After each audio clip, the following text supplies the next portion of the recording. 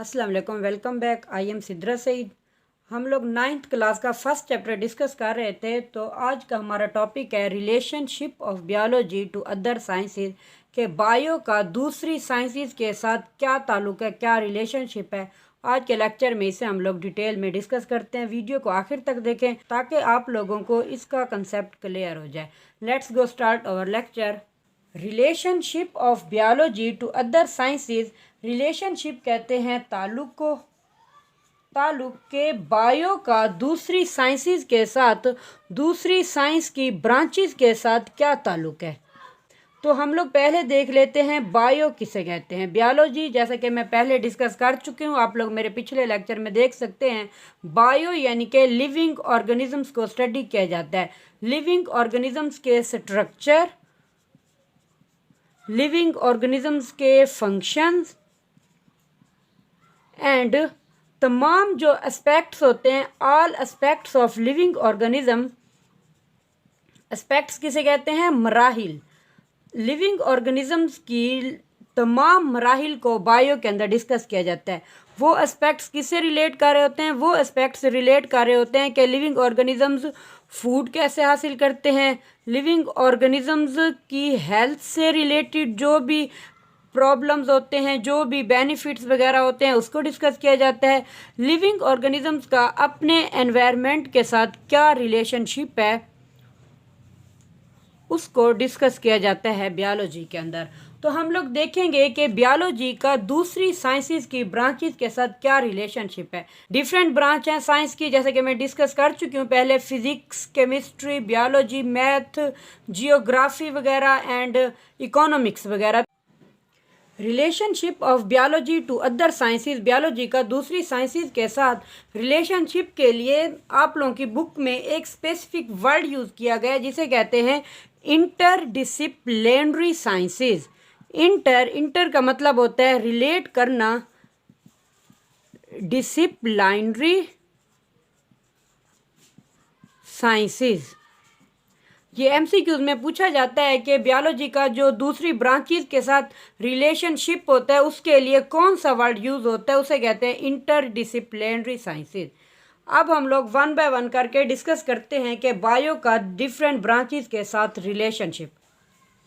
First of all हम लोग देखते हैं कि बायो का फिजिक्स के साथ क्या रिलेशनशिप है, उसे कहते हैं बायो फिजिक्स। बायो जैसा कि लिविंग ऑर्गेनिज्म को स्टडी किया जाता है, और फिजिक्स के अंदर किसे स्टडी किया जाता है? प्रिंसिपल्स को स्टडी किया जाता है, फिजिक्स के प्रिंसिपल जिसे कहते हैं। तो यहाँ पर क्या होगा कि बायो को रिलेट किया जाता है principles of physics. Principles of physics कैसे होते हैं? जैसा कि principle of motion, principle of motion, principle of conservation of energy,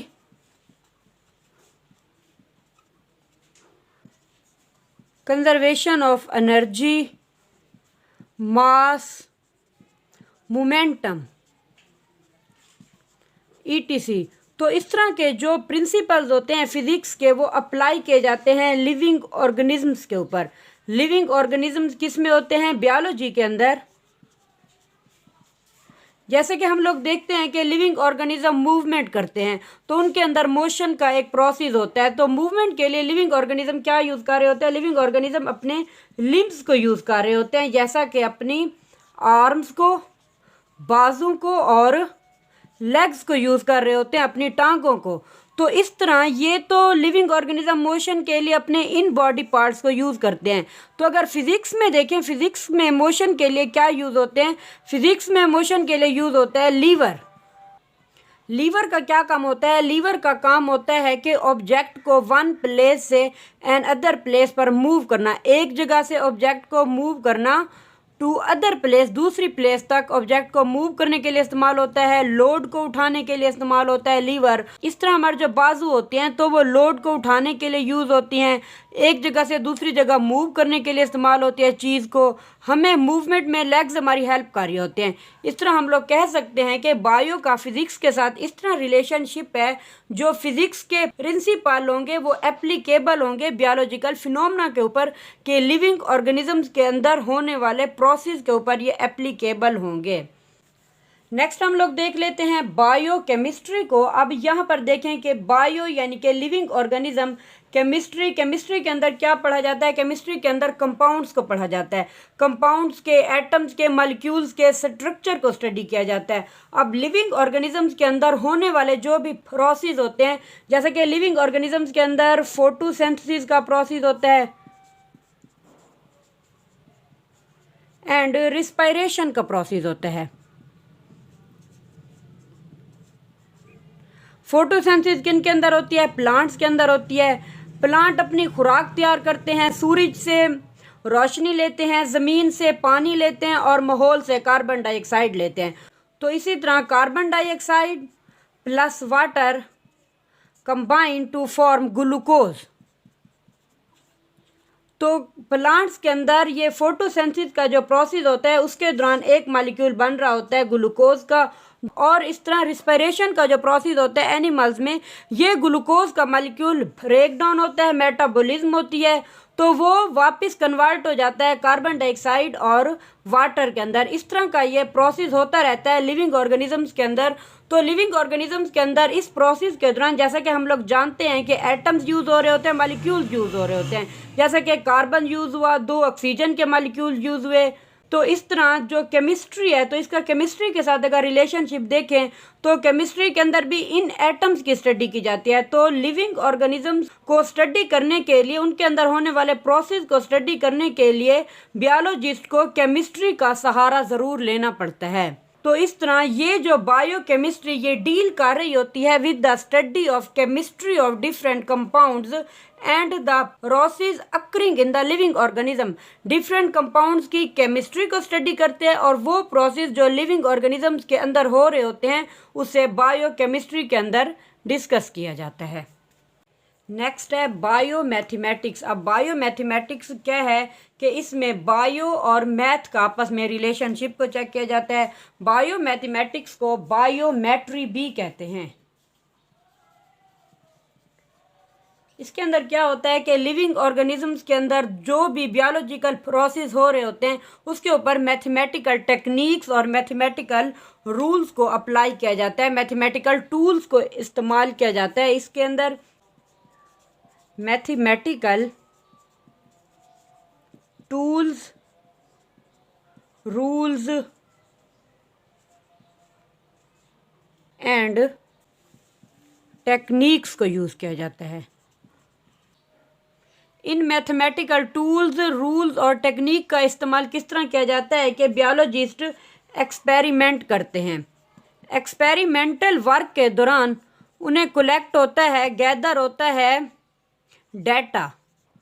तो उस डाटा को एनालाइज करने के लिए वो मैथमेटिकल टेक्निक्स और मैथमेटिकल रूल्स, टूल्स वगैरह को यूज़ करते हैं ताकि वो एग्जैक्ट रिज़ल्ट को हासिल कर सकें। तो इस तरह के रिलेशनशिप के लिए बियोलॉजिकल प्रोसेस को, एग्जैक्ट प्रॉब्लम्स को सॉल्व करने के लिए वो मैथमेटिकल टूल्स और टेक्निक्स को यूज़ कर रहे होते हैं। तो इस तरह के रिलेशनशिप को कहते हैं बायोमैथमेटिक्स या बायोमेट्री कहते हैं। नेक्स्ट हमारे पास है बायोजियोग्राफी। अब बायोजियोग्राफी के अंदर क्या है कि लिविंग ऑर्गेनिज्म को चेक किया जाता है जियोग्राफिकली। लिविंग ऑर्गेनिजम्स को चेक किया जाता है जियोग्राफिकली। कैसे कि distribution of living organism, distribution of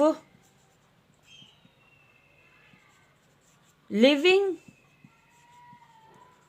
organisms in different geographical region।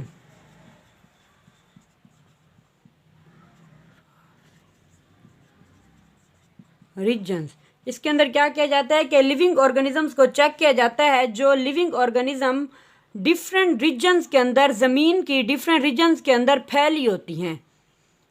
तो वहाँ पर चेक किया जाता है कि उन लिविंग ऑर्गेनिजम्स का उस रीजन के साथ क्या रिलेशनशिप है, उसको चेक किया जाता है उस माहौल के मुताबिक वो एडजस्ट हो रहे हैं या नहीं हो रहे, तो उसको बायो जियोग्राफी के अंदर डील किया जाता है। यहाँ पर लास्ट रिलेशनशिप है बायो इकोनॉमिक्स। बायो यानी कि लिविंग ऑर्गेनिज्म, इकोनॉमिक्स यानी कि इकोनॉमी से निकला है। यहाँ पर ऑर्गेनिजम्स को स्टडी किया जाता है from economical point of view. Study किया जाता है ऑर्गेनिजम्स को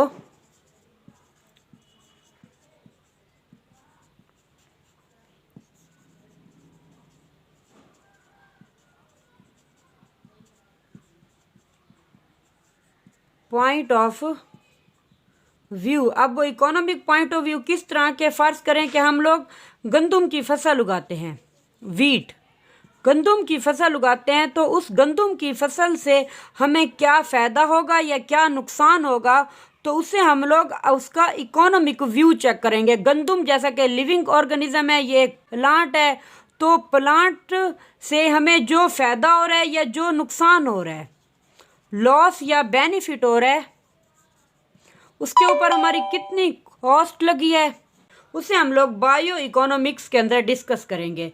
तो हम लोगों ने यहाँ पर बायोलॉजी का रिलेशनशिप देखा दूसरी ब्रांचेस के साथ। अगर कोई भी क्वेश्चन हो तो आप लोग कमेंट बॉक्स में पूछ सकते हैं। नेक्स्ट लेक्चर के अंदर हम लोग फर्स्ट चैप्टर के नेक्स्ट टॉपिक को डिटेल में डिस्कस करेंगे। अगर लेक्चर पसंद आया है तो वीडियो को लाइक शेयर ज़रूर करें और सब्सक्राइब करना ना भूलिएगा। Thank you so much for watching my lecture. अल्लाह हाफिज़।